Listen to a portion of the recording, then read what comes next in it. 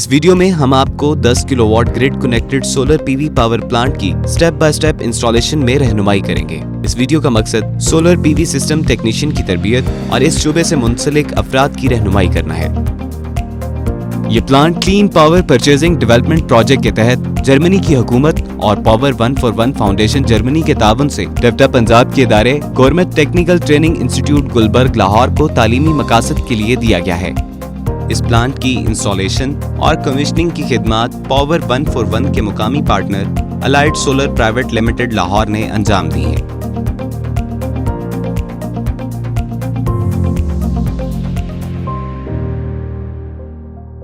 ये वीडियो 3 हिस्सों पर मुश्तमिल है। पहले हिस्से में सोलर पीवी फंडामेंटल, जिसमें सोलर पीवी का बुनियादी कॉन्सेप्ट, ऑन ग्रिड और ऑफ ग्रिड का फर्क और सोलर पीवी सिस्टम के डिजाइन के बुनियादी असूल बताए गए हैं। दूसरे हिस्से में सोलर पीवी टेक्नीशियन के इस्तेमाल में आने वाले हेल्थ एंड सेफ्टी इक्विपमेंट और टूल्स का तारुफ दिया गया है। तीसरे हिस्से में एक on grid solar power plant की प्रैक्टिकल इंस्टॉलेशन दिखाई गई है।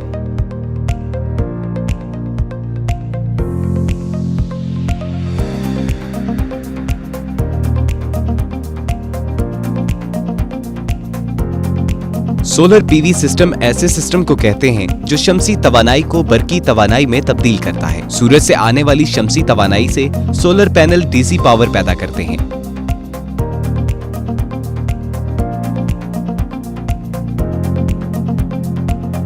इन्वर्टर इस डीसी पावर को एसी पावर में तब्दील करता है ताकि इसे इस्तेमाल में लाया जा सके।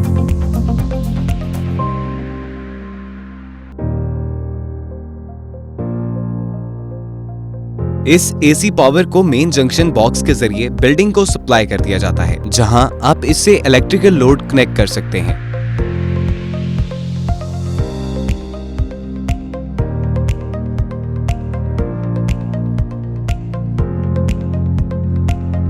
जरूरत से ज्यादा बिजली नेट मीटरिंग के जरिए ग्रिड को फ्राहम कर सकते हैं।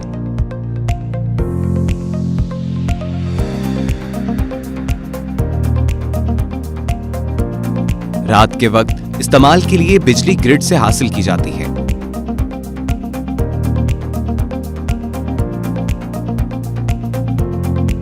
ऑन ग्रिड सिस्टम ऐसे सिस्टम को कहते हैं जिनको चलाने के लिए बराह रास्त ग्रिड से मुंसलिक किया जाता है। ऑन ग्रिड सिस्टम के मेन कंपोनेंट्स में solar panel, DC disconnect switch, DC AC inverter, AC breaker और एनर्जी मीटर शामिल हैं। सोलर पैनल से पैदा होने वाली डीसी पावर को इन्वर्टर एसी पावर में तब्दील करता है और फिर इसे इलेक्ट्रिकल लोड को सप्लाई कर दिया जाता है। अगर सिस्टम डिमांड से कम बिजली पैदा कर रहा है तो जरूरत पूरी करने के लिए इजाफी बिजली ग्रिड से हासिल की जाती है, और अगर सिस्टम डिमांड से ज्यादा बिजली बना रहा है तो फालतू यूनिट नेट मीटरिंग के जरिए ग्रिड को फीड कर दिए जाते हैं। इस तरह आप इजाफी बिजली ग्रिड को सप्लाई करके अपना बिजली का खर्चा कम कर सकते हैं। आमतौर पर ऑन ग्रिड सिस्टम में बैटरी बैकअप शामिल नहीं होता, इसलिए रात का वक्त बिजली ग्रिड से हासिल की जाती है। ऑफ ग्रिड सिस्टम ऐसे सिस्टम को कहते हैं जो ग्रिड से अलग रहकर इंडिपेंडेंट यूनिट की तरह बिजली पैदा करता है। इसके मेन कंपोनेंट में solar panel, DC disconnect switch, charge controller, energy store करने के लिए battery bank, energy meter, DC AC inverter और एसी ब्रेकर शामिल है। इजाफी बैकअप के लिए जनरेटर भी इस्तेमाल किया जा सकता है। ऐसा सोलर सिस्टम जो ग्रिड के साथ कनेक्ट होकर ग्रिड टाई सिस्टम की तरह चले और ग्रिड की गैर मौजूदगी में बैटरी या डीजल जनरेटर के साथ मिलकर ऑफ ग्रिड सिस्टम की तरह काम कर सके, इसे हाइब्रिड सोलर सिस्टम कहते हैं। ऑफ ग्रिड सिस्टम दिन के वक्त पैदा होने वाली बिजली से आपकी जरूरियात पूरी करने के साथ साथ बैटरी बैंक की चार्जिंग भी करता है। अगर किसी वक्त आसमान पर बादल हो या रोशनी कम होने लगे तो बैटरी बैंक सोलर सिस्टम के साथ मिलकर बिजली की जरूरत पूरी करता है। रात के वक्त सिर्फ बैटरी बैंक की मदद से बिजली इस्तेमाल की जाती है।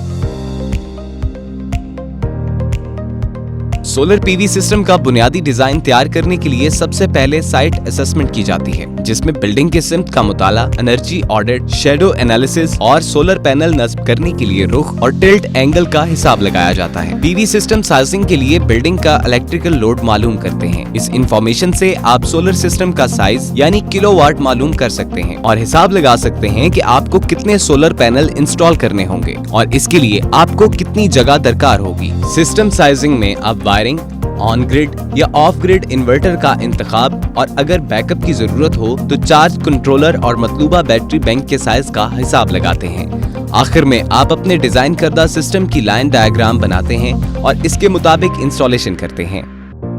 साइट असेसमेंट में आप मुंतखब करदा इमारत का तफसीली जायजा लेते हैं ताकि ये जान सकें कि वो सोलर सिस्टम इंस्टॉल करने के लिए मौजू है।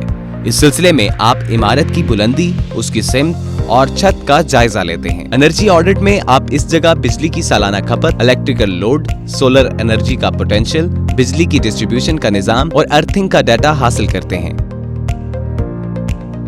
शैडो एनालिसिस में आप छत पे ऐसी जगह का इंतखाब करते हैं जहां आपको ज्यादा से ज्यादा सूरज की रोशनी बिला रुकावट मिल सके और किसी भी नजदीकी इमारत या दरख्त का साया सोलर पैनल पर ना पड़े।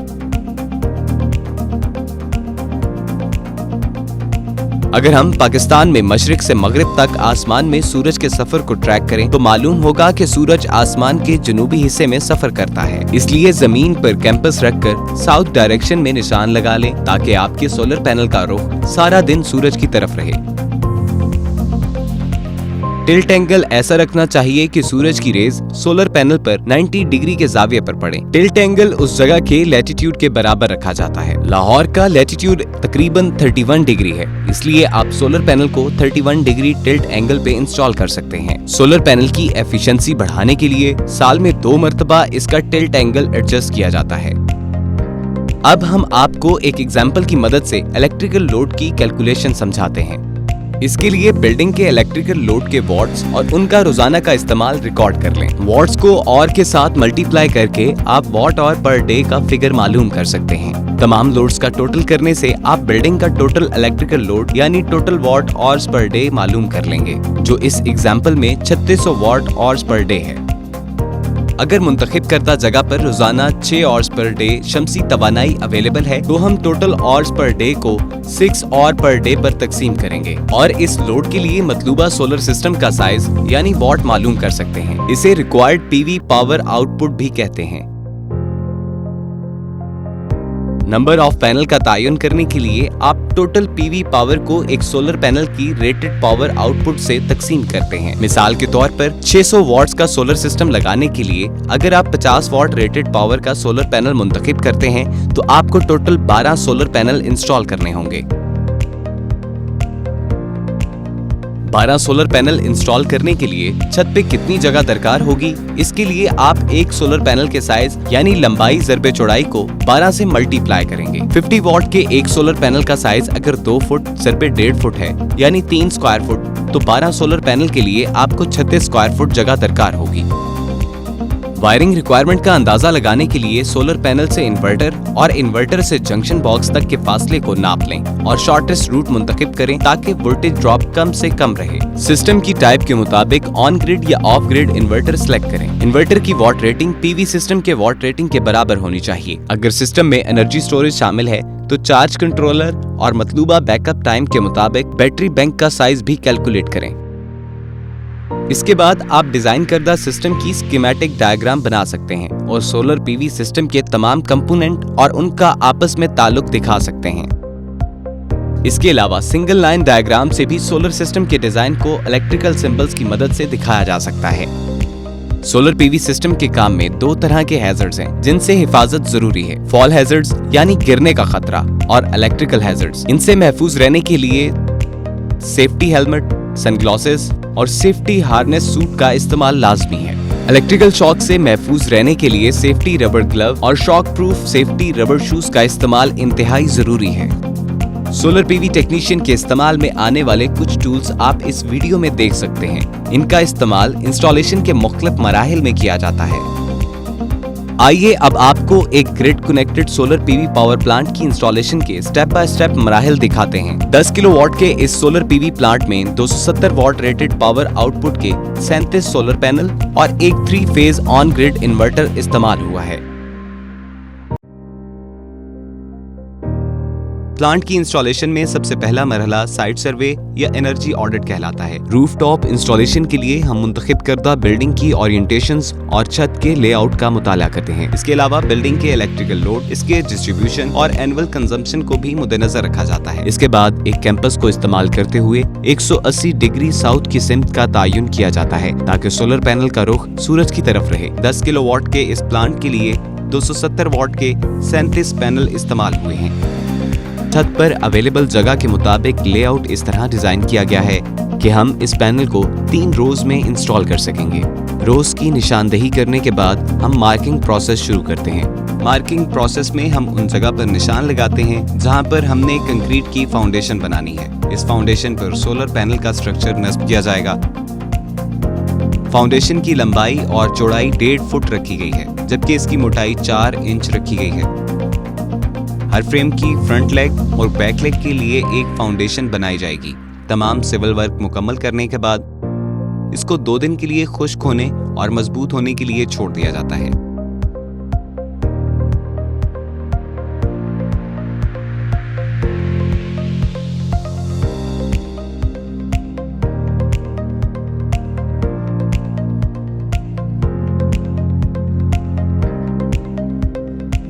इसके बाद हम सोलर पैनल को माउंट करने के लिए स्ट्रक्चर की असेंबली करते हैं। इस प्लांट में इस्तेमाल होने वाला स्ट्रक्चर गैल्वेनाइज्ड आयरन से बना है। फ्रंट लेग की लंबाई 87 इंचेस रखी गई है और बैक लेग की लंबाई 46 इंचेस है, ताकि जब इन्हें नट्स एंड बोल्ट्स के जरिए जोड़ा जाए तो हमें 30 डिग्री का मतलूबा जाविया दे सकें। बैक लेग 2 हिस्सों को जोड़ने से बनती है। दोनों हिस्सों को फ्रेम पर मौजूद पहले स्लॉट पर रखकर नट और बोल्ट की मदद से जोड़ दें। इस तरह इसकी लंबाई 40 इंच मिलेगी, जो 30 डिग्री अज़ीमुथ एंगल के लिए जरूरी है।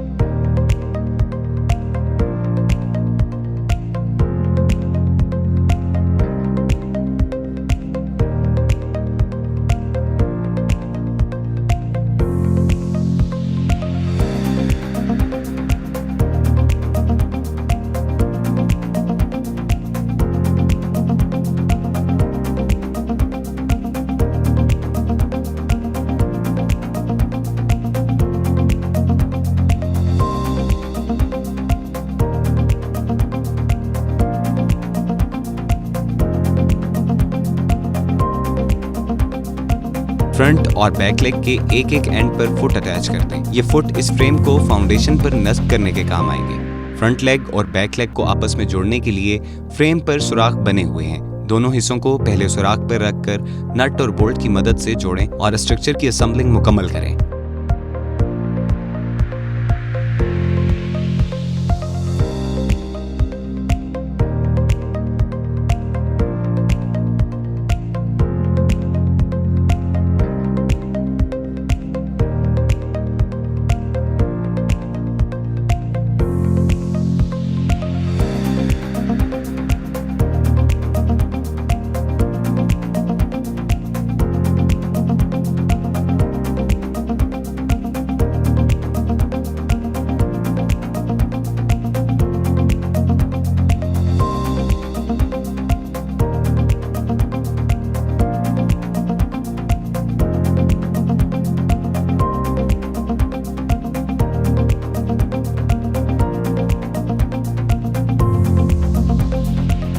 इस प्लांट के लिए इस्तेमाल होने वाले डिजाइन को L2 कहते हैं, जिसमें एक फ्रेम पर 2 पैनल्स को माउंट करते हैं। सोलर पैनल को माउंट करने के लिए पैनल को स्ट्रक्चर के ऊपर रखकर नट्स एंड बोल्ट्स की मदद से फिक्स कर दिया जाता है। यहाँ ये बात जरूरी है कि आप पैनल को फ्रेम पर एक ही पोजीशन पर फिक्स करें, ताकि उनका दरमियानी फासला बराबर रहे। ये दरमियानी फासला इनकी खूबसूरती और हवा के गुजर के लिए इंतहाई जरूरी है।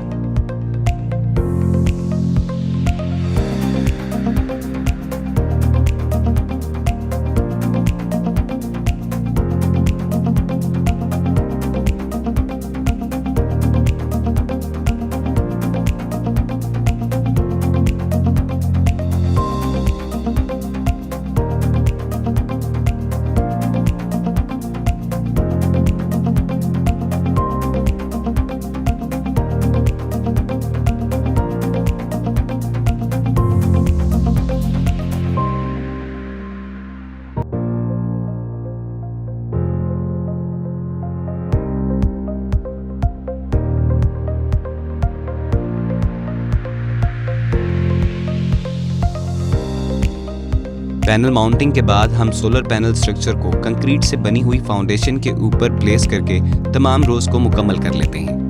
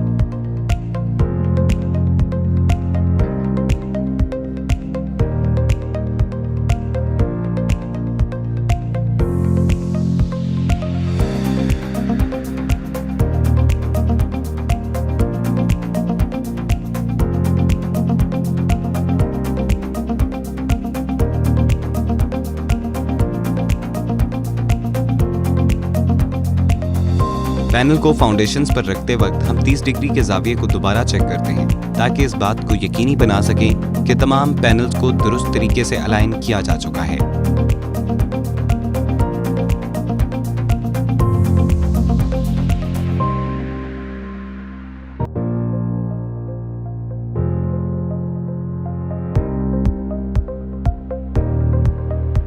स्ट्रक्चर को अलाइन करने के बाद हम फाउंडेशंस पर ड्रिलिंग करने के लिए फ्रंट लेग और बैक लेग की पोजीशन को मार्क कर लेते हैं।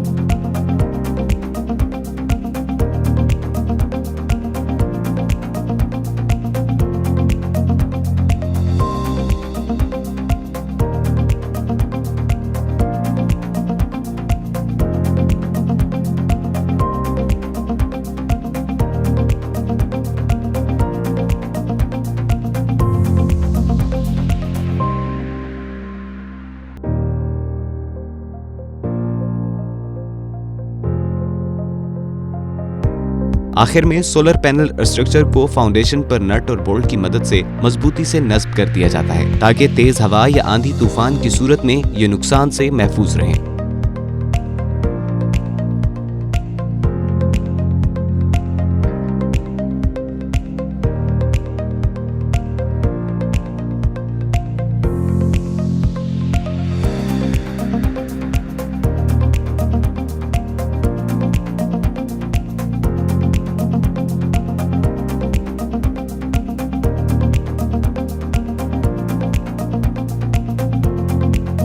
अगला मरहला पीवी मॉड्यूल को सीरीज में जोड़ना है। इस मकसद के लिए एक पैनल के पॉजिटिव टर्मिनल को दूसरे पैनल के नेगेटिव टर्मिनल से और दूसरे के नेगेटिव को तीसरे पैनल के पॉजिटिव टर्मिनल से जोड़ा जाता है। इस तरह सीरीज स्ट्रिंग बन जाती है। एक स्ट्रिंग में कितने पैनल्स को जोड़ा जाएगा इसका दारोमदार इन्वर्टर की वोल्टेज कैपेसिटी पर होता है और इस काम को स्ट्रिंग साइजिंग कहते हैं। इस प्लांट में इस्तेमाल होने वाले ग्रिड टाई इन्वर्टर में 2 MPPT ट्रैकर्स इंस्टॉल्ड हैं जिनमें हर एक की वोल्टेज रेंज 800 वोल्ट्स है। इसको VDC भी कहते हैं। यहाँ इस्तेमाल होने वाले हर सोलर पैनल का पीक आउटपुट वोल्टेज 31 वोल्ट है और हमें कुल 37 पैनल इस्तेमाल करने हैं। इसलिए हम 18 और 19 पैनल्स की 2 स्ट्रिंग्स बनाएंगे ताकि इनकी वोल्टेज इन्वर्टर की वोल्टेज रेंज के अंदर रहे। तमाम PV मॉड्यूल्स को सीरीज में कनेक्ट करने के बाद हर स्ट्रिंग में से एक पॉजिटिव और नेगेटिव टर्मिनल की वायर निकाल ली जाती है। ये वायर्स बाद में इन्वर्टर तक लेके जाई जाएंगी ताकि इनके जरिए से PV मॉड्यूल्स के आउटपुट को इन्वर्टर से जोड़ा जा सके। DC केबल्स के साथ MC4 कनेक्टर इस्तेमाल किए जाते हैं। इसके लिए तार से इंसुलेशन उतार कर एक थिम्बल अटैच कर दें। इसके बाद कनेक्टर को खोलिए और उसके बैक कवर को केबल पर चढ़ा दीजिए और इसके फ्रंट कवर को थिम्बल के साथ पुश करके अटैच करें। आपको एक क्लिक की आवाज सुनाई देगी। इसके बाद इसके बैक कवर को इसके साथ जोड़ दीजिए और कनेक्टर को सील कर दीजिए।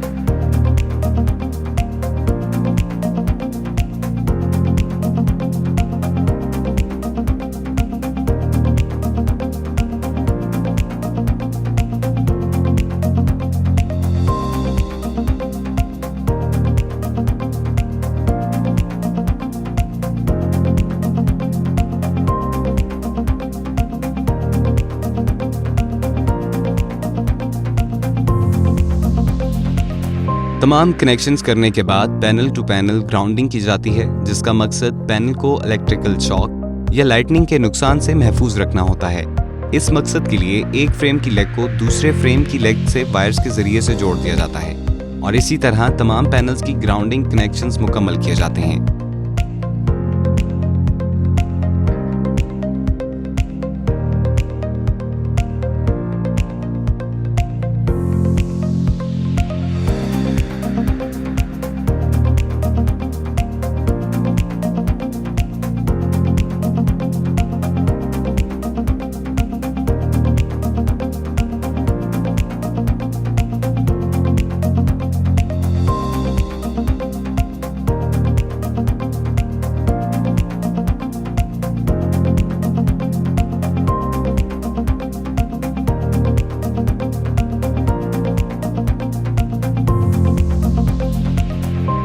आखिर में तमाम केबल्स और कनेक्शंस को पैनल की निचली जानिब केबल टाइज की मदद से बांध दिया जाता है। ये इसलिए जरूरी है ताकि तमाम केबल्स मौसमी असरात और हर किस्म के नुकसान से महफूज रहें।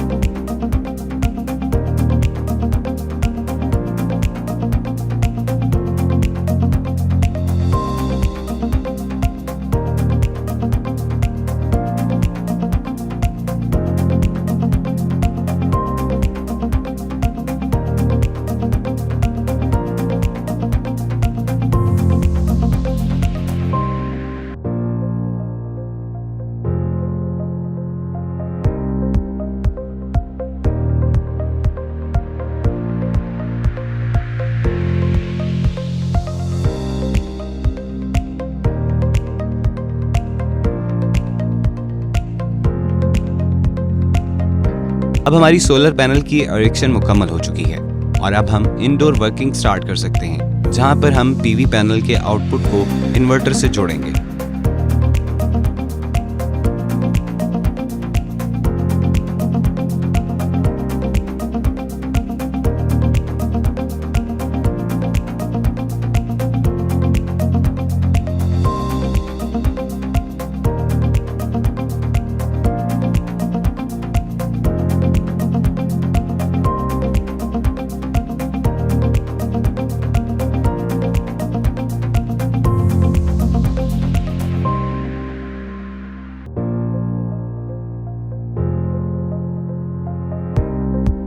केबल लेइंग के लिए high quality PVC steel coated G3 pipe इस्तेमाल किए गए हैं, जो आउटडोर यूज के लिए बेहतरीन समझे जाते हैं।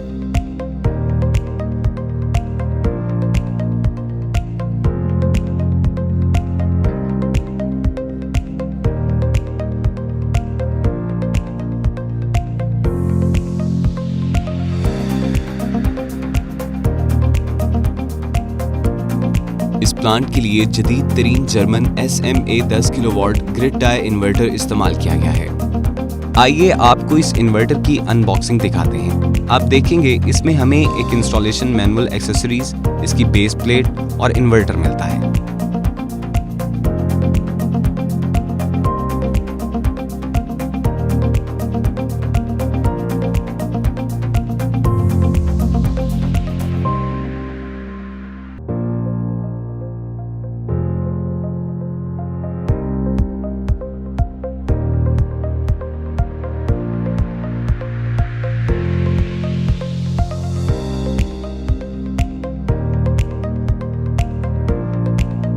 इसकी एक्सेसरीज में RS485 LAN connector, WiFi antenna, male and female MC4 connectors और AC इनपुट कनेक्टर शामिल हैं।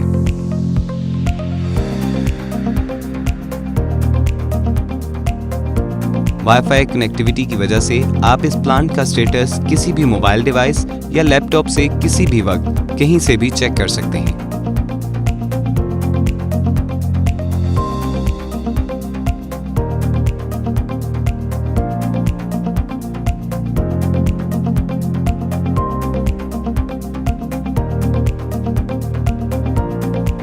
इन्वर्टर इंस्टॉल करने के लिए बेस प्लेट को दीवार पर एक मुनासिब जगह के ऊपर हैंग किया जाता है। इसके लिए हम लेवल गेज इस्तेमाल करते हैं ताकि हम निशान लगाकर ड्रिलिंग कर सकें।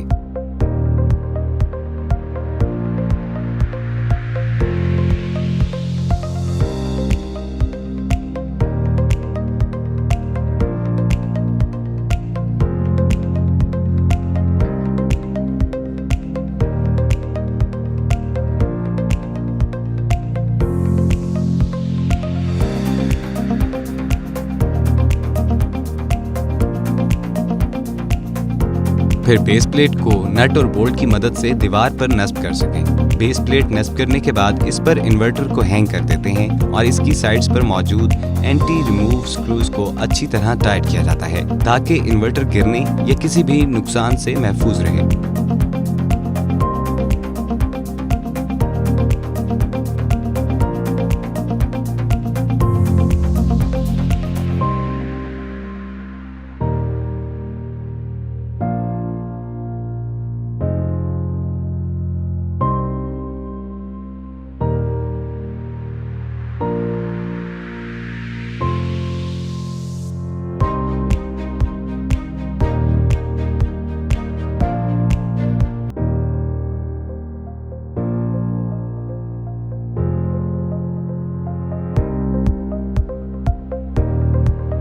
सर्ज प्रोटेक्शन डिवाइसेस और ब्रेकर्स इंस्टॉल करने के लिए इन्वर्टर के नीचे एक चैनल को नस्ब किया जाता है। हमने एक 4 पोल AC ब्रेकर, एक AC SPD डिवाइस और 2 DC ब्रेकर्स इस्तेमाल किए हैं। इन ब्रेकर्स और SPDs का मकसद इन्वर्टर को किसी भी किस्म के इलेक्ट्रिकल डैमेज से महफूज रखना है।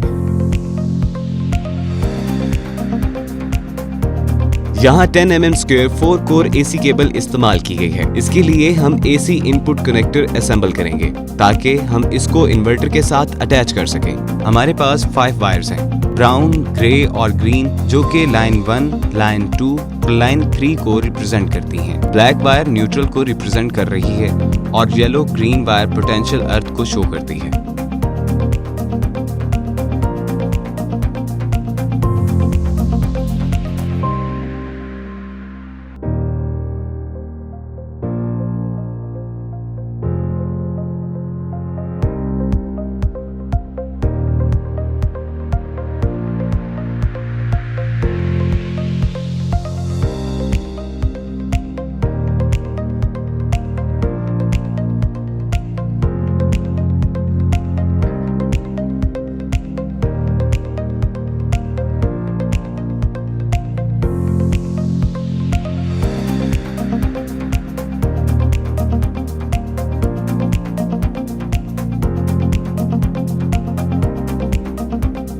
इन सब वायर्स को AC इनपुट कनेक्टर की मुकर्रर करदा जगह के ऊपर अटैच करने के बाद हम AC इनपुट कनेक्टर को इन्वर्टर की पोर्ट में अटैच कर देते हैं।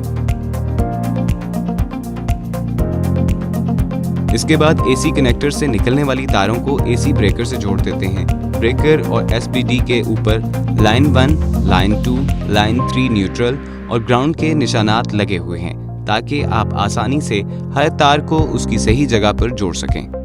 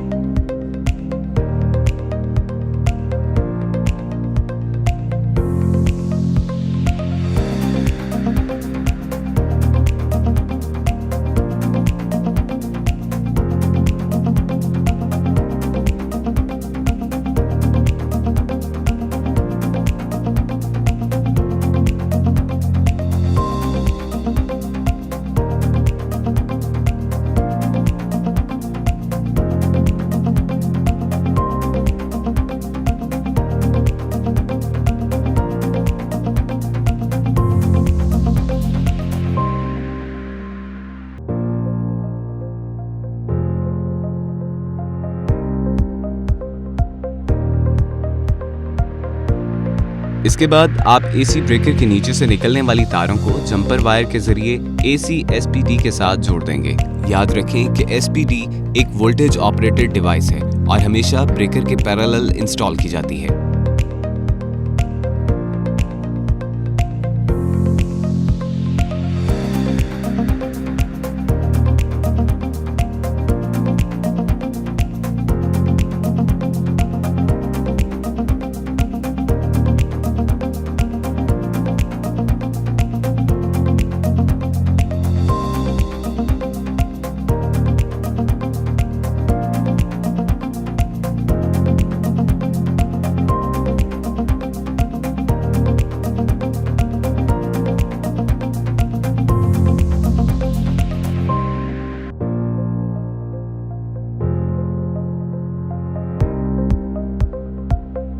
इसके बाद एक एसी ब्रेकर की बॉटम साइड पर आप एसी केबल को जोड़ दें। ये वो केबल्स हैं जिनको एसी मेन डिस्ट्रीब्यूशन तक ले जाया जाएगा ताकि इन्वर्टर को ग्रिड के इंजेक्शन पॉइंट से जोड़ा जा सके।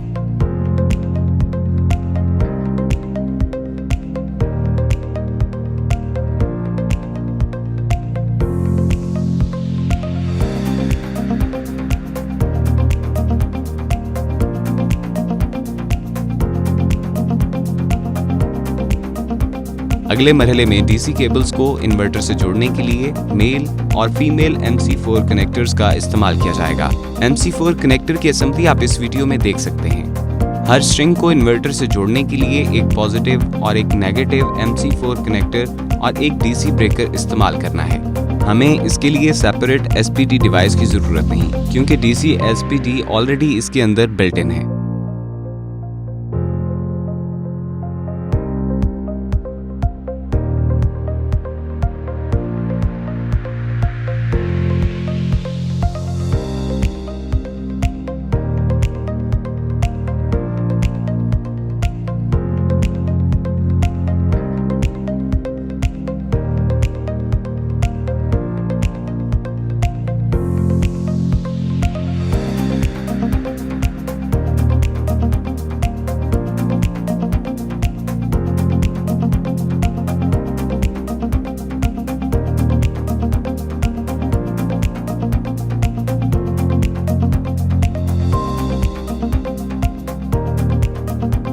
दोनों स्ट्रिंग के MC4 कनेक्टर असेंबल करने के बाद तमाम डीसी इनपुट MC4 कनेक्टर को इन्वर्टर के साथ जोड़ दिया जाता है।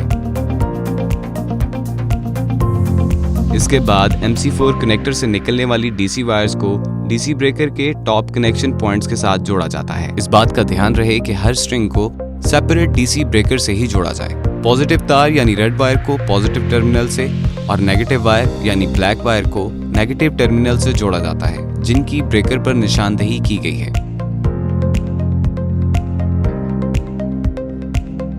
इसके बाद पीवी मॉड्यूल से आने वाली केबल को डीसी ब्रेकर में जोड़ दें।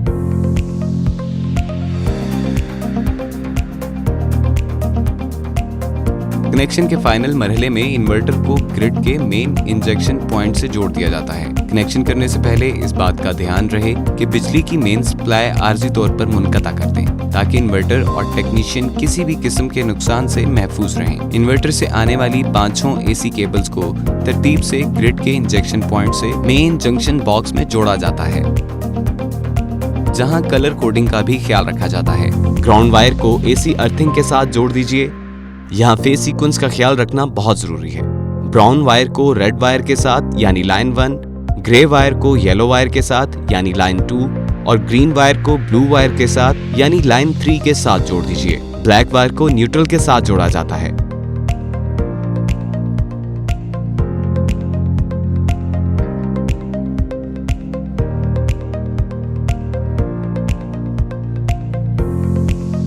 अब आपका इन्वर्टर ग्रिड के साथ कनेक्ट किया जा चुका है।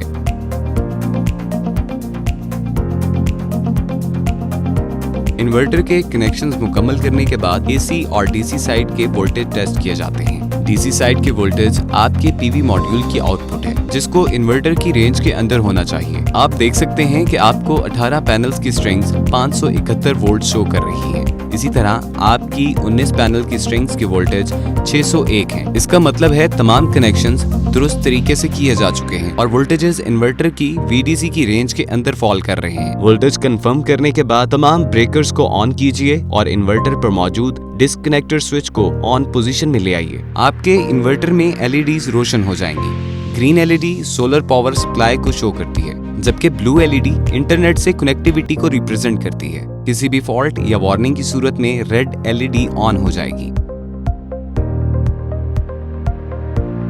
इन्वर्टर कमीशनिंग और कॉन्फ़िगरेशन के लिए इन्वर्टर को लोकल इंटरनेट के साथ जोड़ दीजिए। जब इन्वर्टर लैन या वाईफाई के थ्रू इंटरनेट से कनेक्ट होगा तो ब्लू LED रोशन हो जाएगी। आप कंपनी के ऑनलाइन पोर्टल पर जाकर डिवाइस की रजिस्ट्रेशन कर सकते हैं। यहाँ आपका प्लांट तमाम बैरूनी डाटा इनपुट करेंगे और सिस्टम ऑटोमेटिकली आपके PV प्लांट की कॉन्फ़िगरेशन करेगा। आप यूजर अकाउंट भी बना सकते हैं, जिसके जरिए आप 24/7 बेसिस पर ऑनलाइन मॉनिटरिंग करके प्लांट का स्टेटस चेक कर सकते हैं।